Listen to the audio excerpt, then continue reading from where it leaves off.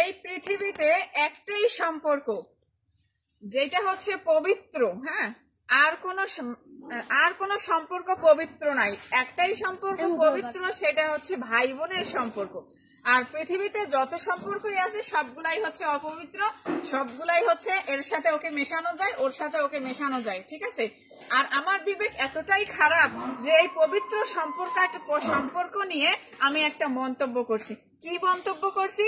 যে এইটাও মানে তাদের মেন্টালিটি এত ভালো যে তারা বলছে যে বাপের সাথে মেয়ের সম্পর্ক পজিটিভ। তো আমি শুধু বলছি যে বাবার সাথে যদি মেয়ের সম্পর্ক পজিটিভ হয় তাহলে ভাইয়ের সাথে বোনের সম্পর্ক পজিটিভ। আমি জাস্ট উদাহরণ দিছি, তাকে কিন্তু মেশাই নাই, তাকে কিছু বলা নাই। তাতেই আমার মেন্টালিটি এত পরিমাণ খারাপ, জঘন্য। একটা 99% মুসলিম কান্ট্রিতে আমি এই কথাগুলো কিভাবে বলতে পারি? আর উনি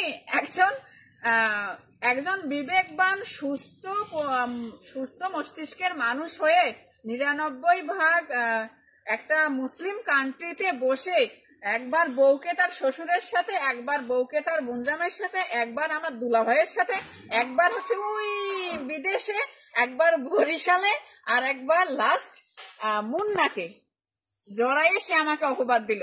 মানে তার ভিতরে এতটাই বিবেক কাজ করে, এতটাই সেন্স কাজ করে যে সে মুহূর্তে 10টা মিথ্যে কথা বানিয়ে একজন মানুষকে ব্লেম দিতে পারে, ঠিক আছে। আচ্ছা, তোমাকে আমি একটা কথা বলতেছি, তোমার প্রতি আমার ভালোবাসা গভীর, সেটা মানে কি বলবো, বলার মতো না। তো যাই হোক, যতটুকু ভালোবাসা ছিল আপনার প্রতি আমার, আপনার এই ব্যবহারে মিথ্যে কথা বানায় মানে আমাকে যে পরিমাণ বদনাম করার চেষ্টা করছেন, মানুষের কাছে খারাপ বানানোর চেষ্টা করছেন, হ্যাঁ, সেই জন্য আমার ভিতরে যতটুকু আপনার জন্য মায়া মমতা কাজ করছিল, আশা করি তার ছিটে ফোটাও আর নাই।